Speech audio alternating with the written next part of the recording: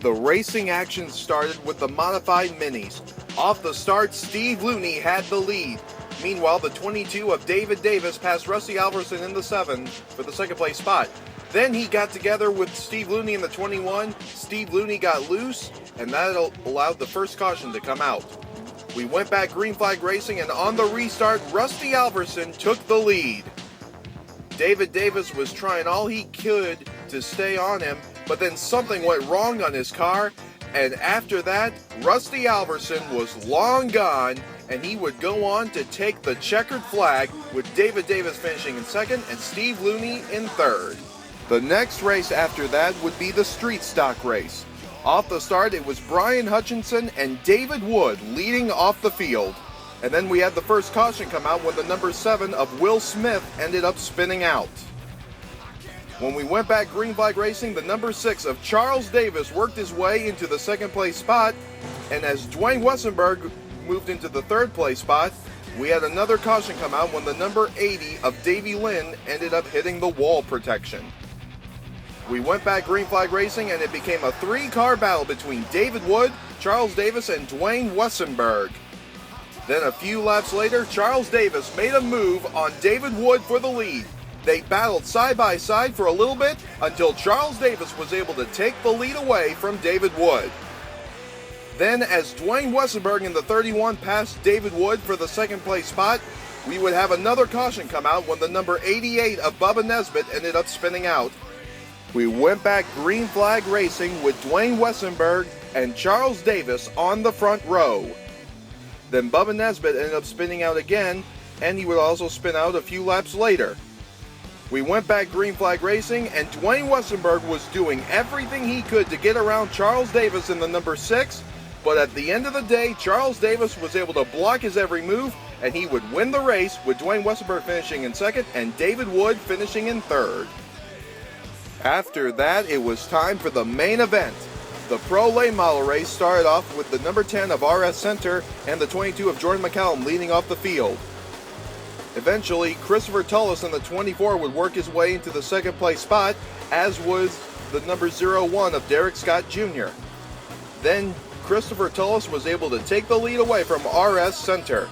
Then we had the first caution come out when Luke Christian got loose, spun around. Terry Myers gets a tap, but then right here, BAM! Right into Luke Christian goes Perry Bettino. Luckily, both drivers were A-OK after the wreck, and Perry was definitely not the happy camper after that wreck. When we went back green flag racing, Christopher Tullis and RS Center led off the field. They battled side by side, and then we had another big pile-up.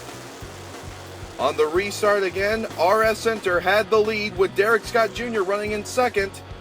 Christopher Tullis had to work his way back up through the field. Meanwhile, the number 18 of Casey Roderick passed Frederick Moore in the number 30 for the third place spot. Meanwhile, Christopher Tullis was working his way back up through the field, passing Frederick Moore in the number 30, as was the number 21 of Justin South, as he moved his way up through the field. As the racing action went on, we had another caution come out when the number 30 of Frederick Moore spun out that collected the 26 of Chandler Smith and the 114 of Sterling Marlin. On the restart, RS Center could not get going well enough, and that opened up an opportunity for Christopher Tullis to get the second place spot. Then another caution came out when the number 7 of Taylor Strickland spun out, and somehow all the other cars involved in the wreck managed to not hit one another. Absolutely unbelievable. Then on the restart, they battled side by side, but eventually Christopher Tullis got the lead. Casey Roderick in the 18 worked his way into the second place spot, and then would pass the 24 of Christopher Tullis for the lead. Christopher Tullis would continue to get passed by numerous cars, including the 01 of Derek Scott Jr., then make contact with the 22 of Jordan McCallum, and he ended up spinning out. We went back green flag racing with Casey Roderick in the lead, but watch this move by Bobby Knox Jr. He almost goes 3 wide into turn number 3. He manages to get past both Hunter Spivey and RS Center in the process. What amazing driving by the 30 of Bobby Knox Jr. Then we had another big wreck occur when several cars got involved. On the restart, Casey Roderick had the lead with Derek Scott Jr. running in second, but the 21 of Justin South was working his way up through the field. Then another caution came out between Dalton Riddle and Hunter Spivey. Then another wreck would occur on the restart. The 00 of Brandon Curran gets spun, and he collects several cars, including the 24 of Christopher Tullis. Then on the restart, it would be Casey Roderick leading off the field. Meanwhile, the number 30 of Bobby Knox Jr. was working his way up through the field, as was the 21 of Justin South.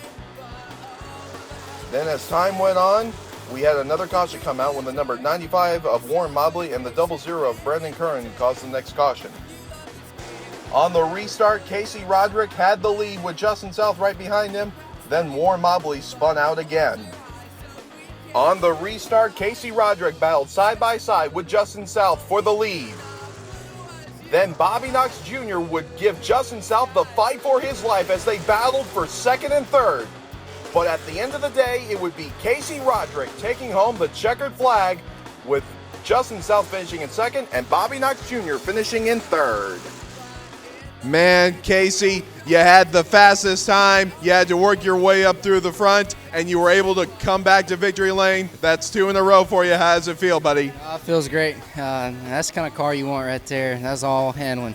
I appreciate Ronnie Sanders for letting me drive his car, and he does a good job with this thing, and I'm just looking forward to the rest of the year with him and keep working on what we've been building on, so appreciate it. And currently, as the point standings run, I would have to think that you are now currently the points leader. How's that feel? I hope that's the case. We'll see if we can hold it and, hold it out to the end there. But I just want to thank everybody that helps us this weekend. Tony and Jacob Penley and Stevie Ray and, of course, Ronnie himself.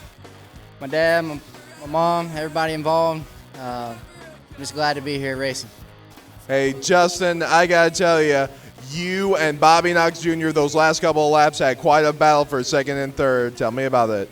Yeah, I can't thank Bobby enough, and his guys work really hard, so I know he was trying to get the best finish for him, and, he raced me pretty clean. That's the difference in between what you saw the rest of the race with people crashing people, and that was racing. So, can't thank him enough. But, about my guys, we worked really hard, came out here, and my guys never seen the place. Of course, I have, but I can't thank Larry Blunt and Dustin Skinner, Jamie Skinner, everybody that's a part of this team. And I think that we'll regroup and we'll be better when we come back. Bobby Knox Jr. Bobby, you had an up and down day. You were running good at first, and then at one point during the race, you had to go into the pits because you said your car was overheating and you had to work your way back up to the front. Tell me about it. Yeah, I guess Sterling missed a shift on that restart when we got into him. It knocked the radiator cap off. And, our guys got it fixed. They did a heck of a job. All right. And tell me about that battle with Justin South. You two were definitely battling it out for second and third. Oh, yeah, man. It is awesome. Justin's great, and Casey's great, too. I'm just really tired of both of them beating me here. Hey, is there anybody else you'd like to thank? Oh, yeah, my dad for sure. Without him, none of this would be possible, and all our crew, they work really hard during the week. We'll see you next time when we go racing on June the 11th. We hope to see you all there. On behalf of Stan Narrowson, Ivo Estes, and the entire Montgomery Motorspeedway staff, we'll see you next time when we go racing at Montgomery Motorspeedway. Good night, everybody.